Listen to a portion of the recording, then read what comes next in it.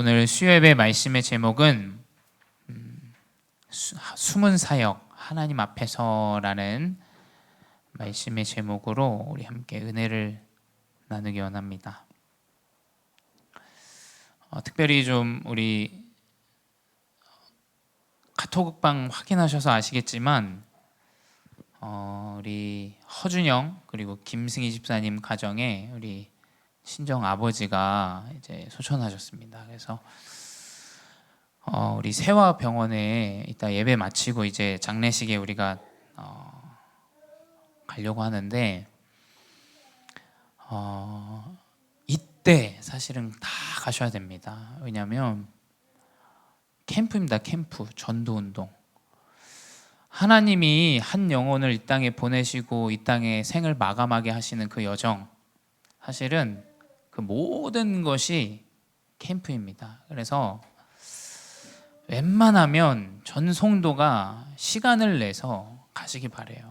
그래서 특별히 우리 허준영 집사님 그리고 김승희 집사님 가정에 많은 슬픔, 어려움들이 있겠지만 하나님 말씀 붙잡으셔야 됩니다. 말씀 붙잡고 답을 얻고 이제 남아있는 내 인생과 내 현장, 사명을 딱 붙잡고 나아가셔야 돼요.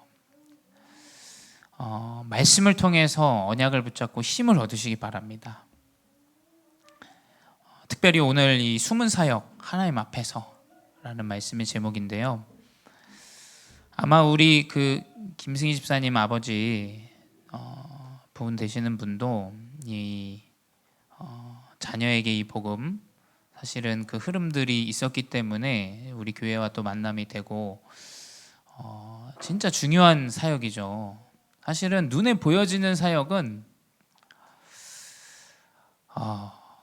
사실은 가다가 안 되고, 또 사역이라는 것이 막 크게 일어나기도 하지만 사라지기도 합니다.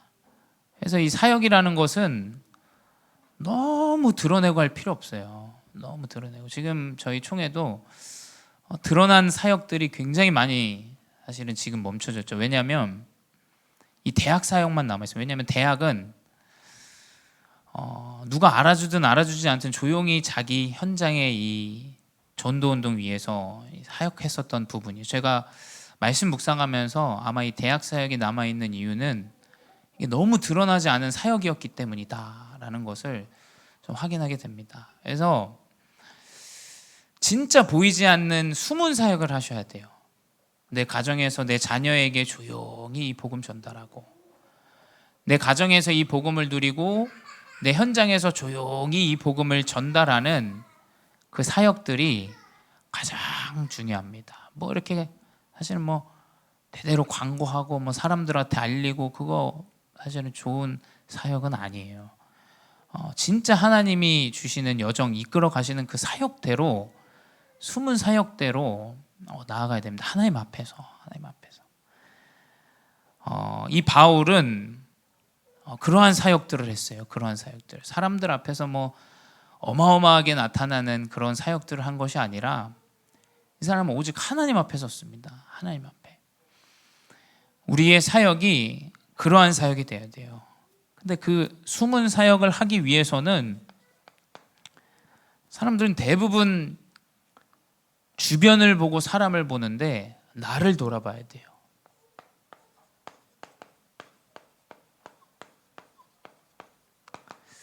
목회자도 저도 교회를 막 돌아볼 때 많아요. 이 사람은 왜 이렇지? 저 사람은 왜 저렇지? 왜 우리 이 렘넌트는 이렇게 바뀌지 않고 또 어렵지?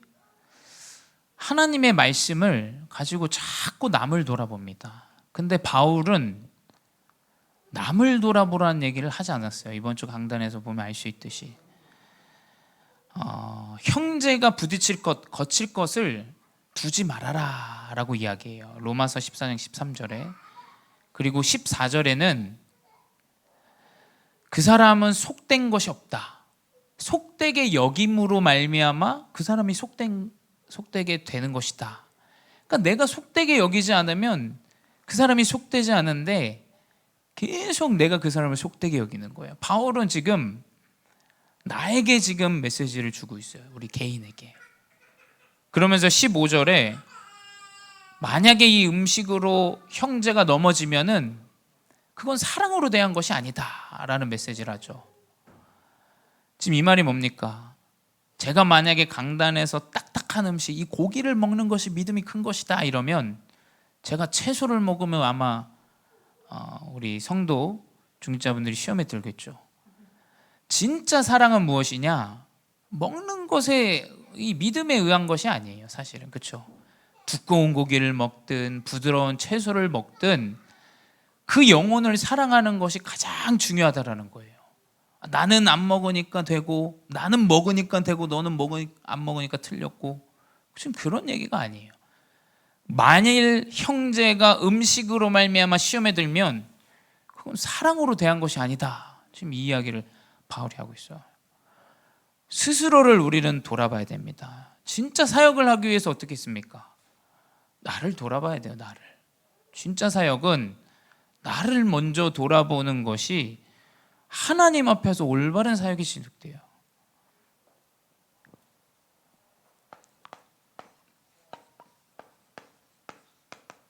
나를 돌아보고 우리는 전도자로 나아가야 돼요. 하나님이 나를 이 땅에 부르신 이유가 뭐겠습니까? 하나님이 나를 내 가정에 부르신 이유가 뭐겠습니까?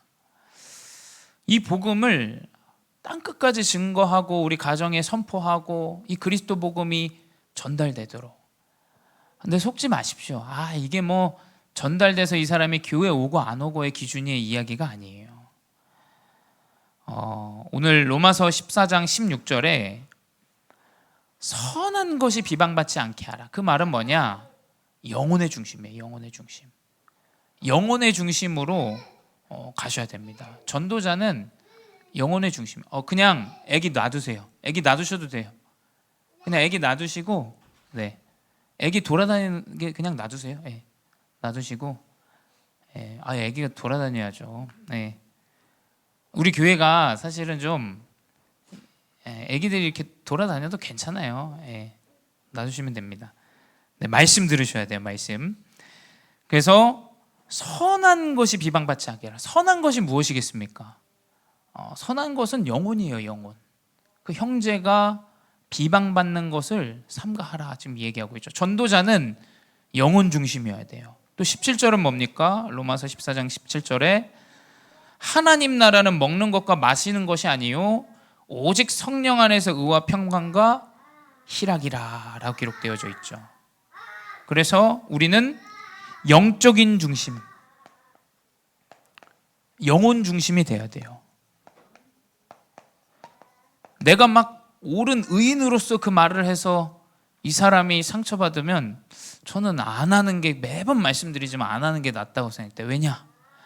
우리가 선한 것을 비방할 이유와 그 권세는 없습니다.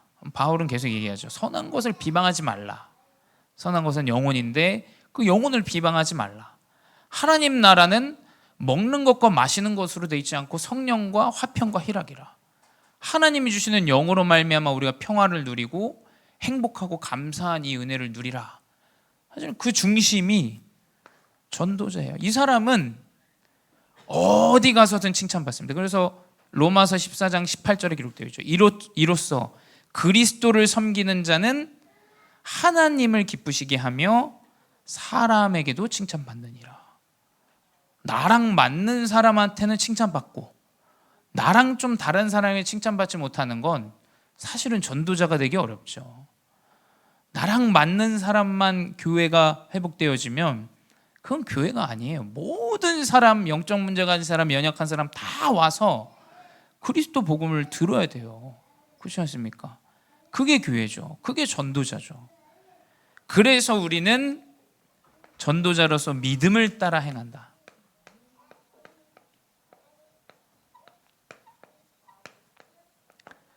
믿음을 따라 행하셔야 돼요. 믿음을. 자, 만약에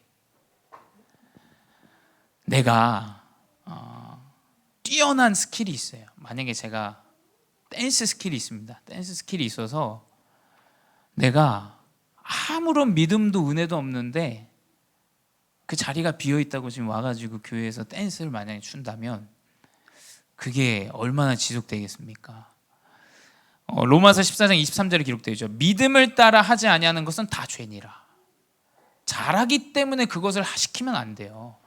믿음에 따라서 하나님이 그 여정을 인도하시는 우린 그 지도와 그 여정을 따라가야 돼요. 믿음을 따라 행하지 아니하면 그건 죄다 이야기하고 있어요.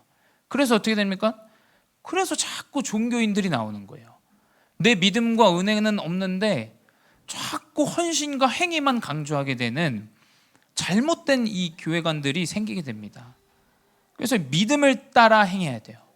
어떤 연약한 사람은 연약한 믿음대로 교회에서 여정을 나아가는 거예요. 그거 왜 뭐라고 합니까? 그거 뭐라고 할 이유가 없습니다. 믿음이 뛰어난 사람은 그 뛰어난 믿음을 가지고 가는 겁니다. 헌신할 수 있는. 그거 뭐 그렇게 부러워하고 열등감에 사로잡힐 이유가 없죠. 믿음을 따라 행하는 거예요. 내가 하나님 앞에서 내 믿음이 이렇다. 그 믿음 따라 하시는 거예요.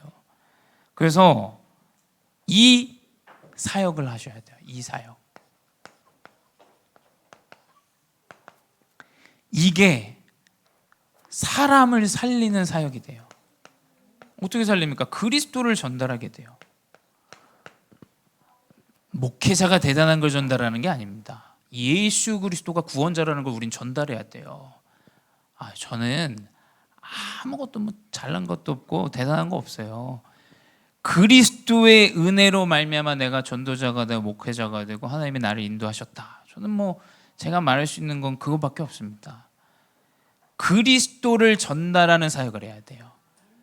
그 사역이 하나님 앞에서 이루어져야 되겠죠. 성경에서도 그러한 사역들을 숨은 사역자들이 있었어요. 환경 자체가 드러낼 수가 없어요. 너무 드러내지 마십시오. 그 드러내는 거 별로 좋은 거 아닙니다. 어떤 숨은 사역을 했냐? 이 숨은 사역의 시작이 누구겠습니까? 12제자예요. 예수님이 12. 사실은 11제자죠. 이제 도마가 죽었기 때문에 이제 11제자. 사도행전 1장 13절에서 15절 보게 되면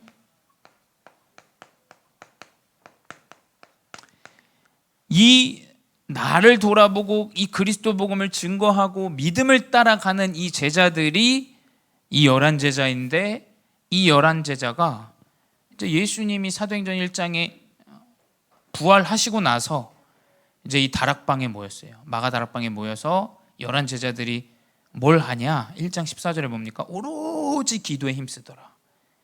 영적인 것을 붙잡고 오로지 기도에 힘썼어요. 그랬더니 어떻게 되냐? 15절에 모인 무리의 수가 약 120명이 되더라. 지금 제가 얘기하는 거는 교회에 사람을 모아라는 얘기가 아니에요. 이 숨은 사역자 11명의 이 정확한 예수 그리스도의 복음을 아는 전도자들이 모여서 기도하는데 하나님이 영혼을 붙여요. 120 제자가 되더라라고 지금 성경에 기록되어져 있어요. 진짜 사역은 무엇이냐? 하나님이 문을 여셔야 돼요. 하나님이. 내가 열심히 해서 내가 열심히 캠프를 해서 된다? 그거 아닐 수도 있어요. 그 막 보여지는 거. 그렇죠? 캠프를 했기 때문에 저는 문이 열렸다 생각하지 않아요. 저희 교회가. 저는 계속 이상하게 우리 태권도도 이제 하게 되는데 전 무슨 생각이 드냐면 캠프를 하면 된다. 사역자들도 대부분 그렇게 생각해요. 근데 그게 아니에요. 전 하나님의 은혜를 주신 게 뭐냐면 이게 내가 기도의 끈을 놓지 않았기 때문에 하나님 문을 여시는구나. 이 생각들이 이상하게 마음속에 계속 담겨요. 그래서 내가 기도의 끈을 놓으면 안 되겠구나. 하나님이 복음운동 이루어 가시는데 그래서 사도행전 1장 14절에 나온 것처럼 오로지 기도에 힘쓰더라. 예수의 어머니 마리아와 아우들과 더불어 오로지 기도에 힘쓰더라. 이 숨은 사역자들을 통해서 영적인 비밀이 전달되어져야 돼요. 그게 교회입니다. 사도행전 6장에 또 나오죠. 7제자가 나옵니다. 사도행전 6장 2절에서 4절이에요. 이제 이 내용이 뭐냐면 사도행전 6장에 이제 헬라파들과 히브리파 이 사람들 이제 복음 운동이 계속 확산되니까 사람들이 모여요. 근데 헬라파, 히브리파 막 모이게 됩니다. 그러니까 왜 이렇게 행위적인 거 헬라파들이 강요하는 그런 뭔가 헌신하고 이 사람 구제하는 그런 이 전도 운동을 헬라파들이 했어요. 그러니까 그것 때문에 이제 히브리파는 그게 싫은 거예요, 그게.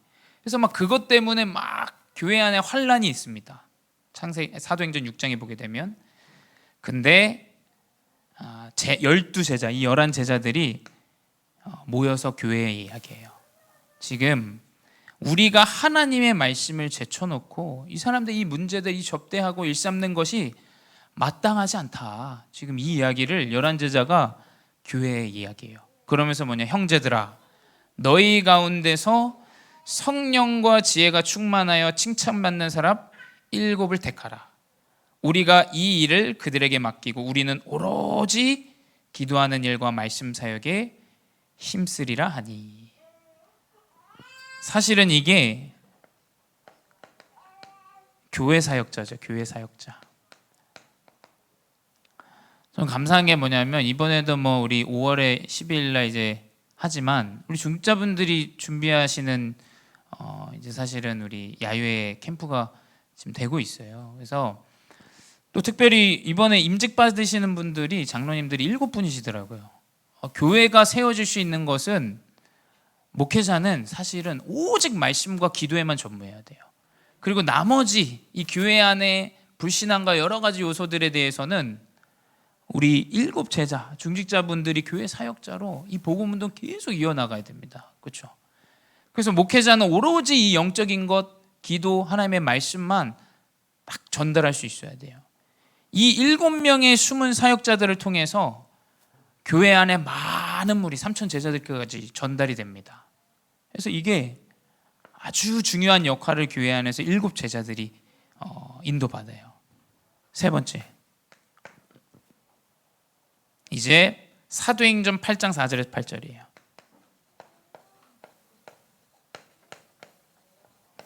사도행전 8장 4절에서 8절이 뭡니까? 이제 이 빌립이 사마리아 사역을 들어갑니다. 사마리아 사역 들어가는데 귀신 들린 자, 중풍병자, 못 걷는 사람이 이제 그리스도 복음을 듣게 되고 그 성에 기쁨이 가득하더라라는 말씀이죠. 이 빌립의 사역, 아무도 알아주지 않는 이 사역이 계속 이 사마리아라는 땅에 이 복음이 계속 증거되어지죠. 이게 눈에 보이지 않죠. 네 번째 뭡니까? 이제 이 사역자들을 통해서 이 복음이 증거되어지는데 전도자 바울이 회심하죠. 여기에 역할하는 사람들이 몇몇 있어요. 누구냐? 첫 번째 스데반이 이제 돌에 맞아서 죽죠. 스데반이 돌에 맞아서 죽는데 그 자리에 바울이 함께 했어요. 바울이 함께하고 그 이후에 전도자 이 바울이 힘들어하는데 바나바라는 이제 사역자가 같이 붙어서 이 바울이 이제 회심하게 됩니다. 그러니까 이 눈에 보이지 않는 아주 작은 사역, 스데반은 어쩌면 죽으면서 한마디 하고 그 간 메시지가 이 전도자 바울에게 전달되어졌어요. 이게 보이는 사역이 아니에요. 자꾸 사람들에게 인정받고 보여지는 사역을 하시려고 하시면 안 됩니다. 보이지 않는 그 사역 가운데 진짜 렘넌트가 나와요. 뭐 드러내지 마세요. 드러내지 마시고 진짜 이 전도자 세우는 이 사역에 임하셔야 돼요. 다섯 번째, 그 가운데 사도행전 11장 뭡니까? 이제 스데반의 일로 말미암아 이제 많은 흩어졌던 사람들, 그 일로 이제 안디옥의 이 복음 운동이 확산되어지는데 예루살렘 교회가 선교사를 파송해요.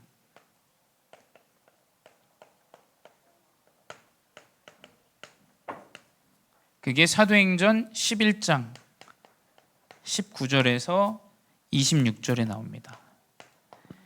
이제 이 안디옥이라는 지역에 이 전도 운동이 바울을 통해서 계속 확산되는 걸 듣고 이제 이 예루살렘 교회 베드로가 이제 바나바를 파송해요. 그 바나바가 이 전도자 바울을 만나서 같이 이제 이 안디옥 교회에서 복음 운동이 계속 확산되어지죠. 사람에게 인정받는 사역이 아닙니다. 이건 그렇죠.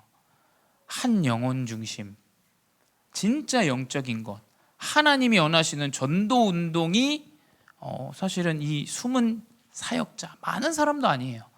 몇몇 안 되는 이 조용한 이름도 없이 빛도 없이 이 사역을 감당했던 이 7 제자 같은 사람들, 이런 사람들 때문에 지금 복음이 우리에게까지 지금 들어오게 된 겁니다.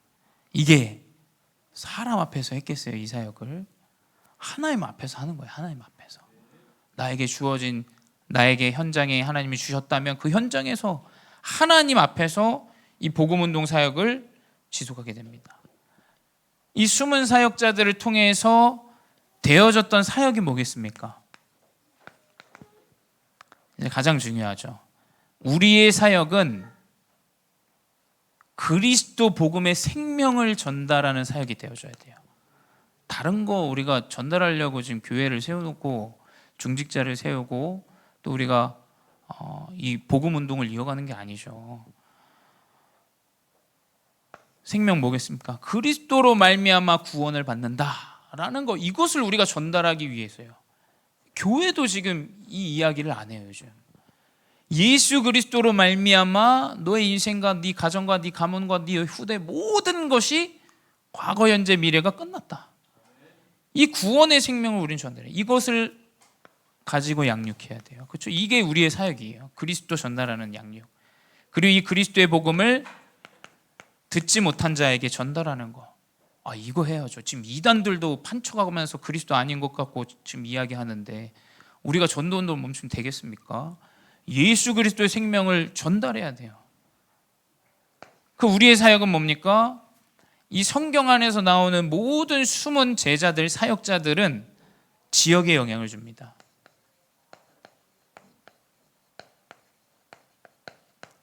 지역에. 근데 그 지역의 영향이 뭐겠습니까? 대부분 그리스도 복음을 받고 구원받고 치유되어지는 이 전도운동이 계속 확산이 돼요. 그래서 우리가 지역에 영향을 줄 수 있는 치유는 이방인, 들어와 있는 다민족, 그리고 우리의 후대에게 정확하게 복음 전달해야 돼요. 그리고 완전히 병들어서 어려워하는 병든 자들, 이 병든 자들에게 정확한 그리스도의 복음 증거해야 돼요. 이 세 가지 뜰로만 영향을 줄 수 있습니다. 세 가지 뜰. 그리고 우리의 사역은 뭡니까? 나를 드러내는 게 아니에요. 끊임없이 자기를 부인하는 것이 우리의 사역이에요.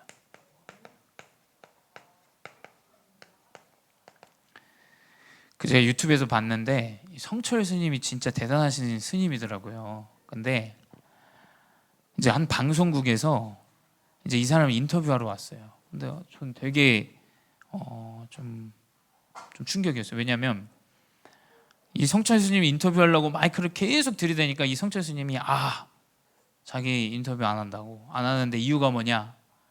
자기가 말하는 건 다 거짓이라는 거예요. 나한테 속지 마.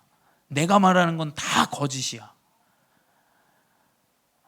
참 이 교회랑 차이가 많이 나더라고요. 제가 느끼기에는. 막 따라가면서 인터뷰 하려고 그러는데 그 성철 스님은 절대 인터뷰를 안 하더라고요. 끝까지 자기를 부인해내요. 왜냐?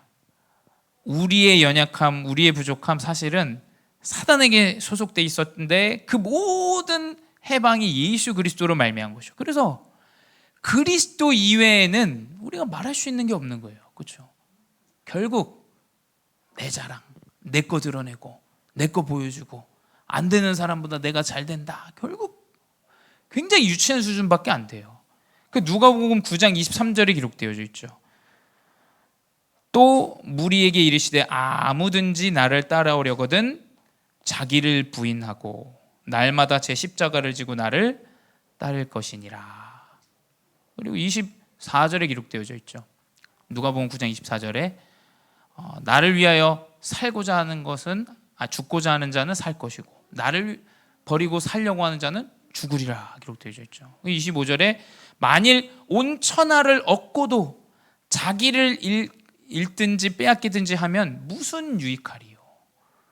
그러니까 결국엔 나를 높여서 그리스도 언약 붙잡지 못하면 온 천하를 가져도 내가 구원받지 못하면 그게 무슨 소용입니까? 생명을 얻지 못했는데. 아무리 육신의 모든 응답을 받아도 그리스도 알지 못하면 사실 죽음이에요. 죽음. 그렇죠? 그리스도가 생명이기 때문에 영생의 언약, 이 예수 그리스도 언약 안에서 우린 끊임없이 나를 부인해야 돼요. 그래서 한 가지 제가 나이도 어리고 이러기 때문에 이렇게 어떤 당부보다는 한 가지 저는 그런 방법이 있는 것 같아요. 저도 끊임없이 이 부분이 제일 연약해요. 참 나의 연약함, 나의 부족함보다 또 귀찮게 하고 막 힘들게 하면 사람이 또 싫기도 하고 저도 그래요. 근데 저 사람의 말이 어쩌면 좀 맞을 수도 있겠다라는 그런 생각 자체가 사실은 좀 이 부분들을 좀 많이 누릴 수 있지 않을까 한 방법을 이제 말씀드리는 겁니다. 네 번째 뭐냐? 그리고 우리의 사역은 증인이 되는 거예요. 증인. 다른 증인이 아니죠. 이 예수 그리스도의 생명의 증인이 되어줘야 돼요. 내가 그리스도 언약 붙잡았는데 나에게 많은 응답 없다, 아무것도 없어도 됩니다. 저는 그래서 우리 교회에 진짜 존경하시는 분들이 누구냐면 가정 가문 아무도 안 믿는데 홀로 그리스도 언약 붙잡으신 분들, 저는 이분들이 참 증인인 것 같아요. 이제 대를 이어서 저는 하나님이 그 그리스도 증거를 분명히 나타내십니다. 되어지면 막 행복해하고 안 되어지면 슬퍼하고, 그게 아니에요. 우리는 뭐냐? 예수 그리스도로 생명 얻은 증인이에요. 이게 우리가 회복해야 되는 사역이에요. 이것이. 세 번째, 그래서 이 사역에 예가 있죠. 이 사역의 예. 근데 그 사역에서 가장 중요한 것은 신앙 고백입니다. 이 전도자 바울이 돌아오게 된 이 여정을 통해서 우리는 알 수 있어요. 사도행전 7장 60절에 기록되어져 있죠. 이 스데반은 메시지 한 번 하고 이제 생을 마감합니다.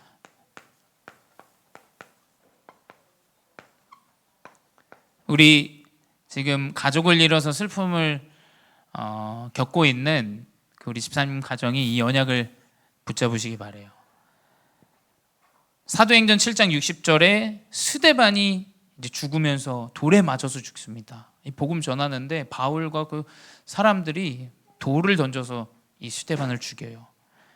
사도행전 7장 60절에 무릎을 꿇고 크게 불러 이르되 주여 이 죄를 그들에게 돌리지 마옵소서, 이 말을 하고 자니라 라고 기록되어져 있죠.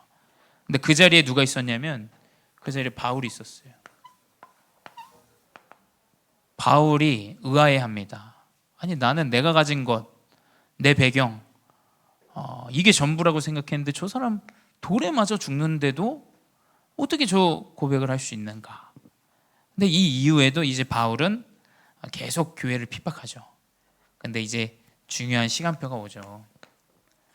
이제 이 신앙 고백을 통해서 이제 만남까지 이어져요. 사도행전 11장 19절에 이제 바울을 만나게 됩니다. 이 바나바와 바울이 만나게 돼요. 전도 운동을 하는 전도자, 이 바나바. 그래서 눈에 보이지 않는 작은 사역인데 아직도 기록에는 이 바나바 한 사람의 제일 큰 사역은 전도자 바울을 일으킨 것, 이렇게 기록되어져 있어요.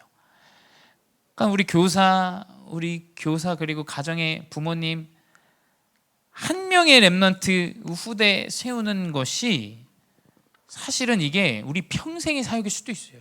저는 교회를 어마어마하게 짓고 큰 일을 하고 그것보다 나와 같은 전도자 한 명이 나온다. 그럼 저는 제가 할 사명은 충분히 다하지 않았나, 좀 그런 생각을 하게 돼요. 진짜 이 바나바라는 전도자를 만나게 되고 이 바울이라는 전도자가 서게 됩니다. 그러면서 이제 안디옥에서 이 복음 운동을 같이 하다가 이제 선교사로 파송이 돼요. 이 어마어마한 이제 사실은 전도 운동의 여정이죠. 이 바울이 바나바와 함께 사도행전 13장에 기록되어 있죠. 사도행전 13장 2절에 4절에 주를 섬겨 금식할 때 성령이 이르시되 내가 불러 시키는 일을 위하여 바나바와 사울을 따로 세우라 하시니 이에 금식하며 기도하고 두 사람에게 안수하여 보내니라. 두 사람이 성령의 보내심을 받아 실로아에 내려가 거기서 배 타고 구브로로 가서, 구브로라는 지역에 선교사로 파송이 됩니다. 지금 이게 사실은 사람이 할 수 있는 사역이 아니에요. 그렇죠? 하나님 앞에서 자기의 현장에서 맡겨진 그 사역을 감당하고 나아가는데 하나님이 이렇게 계속 이끌어 가세요. 지금 이 빌립의 사역, 이 기간에도 이제 바울의 기록들이 나와요. 그러니까 바울은 굉장히 막 핍박하는데 이 사마리아의 사역은 빌립이 끊임없이 이어가죠. 그러니까 하나님의 일들은 계속 하나님이 이 전도 운동을 이끌어 가세요. 사람이 만드는 게 아닙니다. 자꾸 사람이 만든다 생각하면 안 돼요. 하나님이 이 전도 운동을 계속 이끌어 가세요. 그래서 저는 연약해도 괜찮다는 거예요. 왜냐? 전도자 바울은 살인자예요. 살인자. 이 스테반을 돌로 쳐 죽인 사람이에요. 근데 그 사람이 회심하고 그 사람이 완전 전도자로 서죠. 그래서 우리가 가져야 되는 것은 이것밖에 없어요. 전도자의 중심. 그 영혼이 뭘 잘못했냐, 이혼을 했냐, 이 사람이 뭐 문제가 있냐, 뭐 범죄자냐, 지금 그게 중요한 게 아니라니까요. 이 사람이 예수 그리스도의 언약이 선포되어지고 전달되어진다. 하나님 이 사람을 전도자로 쓰실지 우리는 아무도 몰라요. 근데 우리가 어떻게 함부로 사람 판단하고 이야기하고 이러면 안 된다, 저러면 된다. 저는 우리가 그 이야기를 할 수 없다고 저는 생각해요. 이게 왜냐? 하나님이 이끌어 가시는 거예요. 하나님이. 사실은 이게 하나님이 하시는 사역이에요. 하나님이 하시는 사역. 근데 뭐냐? 우리는 나에게 주어진 오늘이라는 것이 있죠. 오늘의 스케줄, 오늘의 만남, 오늘의 여정 있잖아요. 그래서 우리 오늘 여기 집사님도 오셨지만 그 최미진 성도님 통해서 이제 지금 식사하시다가 오신 건데, 또 원곡동에 사신대요. 우리 중국 동포분이시고. 하나님의 사역은 누가 이렇게 만드는 게 아니에요. 내가 주어진 오늘 안에 이 중심을 가지고 살아가는데 하나님 전도운동 이끌어 가신다니까요. 그렇게 돼야 돼요. 그렇게. 그래야 나는 한 것이 없다. 나는 아무 힘이 없는데 하나님이 내가 이 언약을 붙잡고 나아가는데 이끌어 가시더라. 아니 우리 후대에게 그 고백이 나와야죠. 내가 밤새도록 공부했더니 하나님이 일하시더라. 아니 그게 어떻게 성령의 인도입니까? 내가 노력했더니 되어지더라. 그게 어떻게 성령의 인도예요? 나는 아무 쓸모없는 존재가 안 되는 존재인데 그냥 나에게 행복한 오늘을 누리고 회복하는데 하나님이 일하시더라.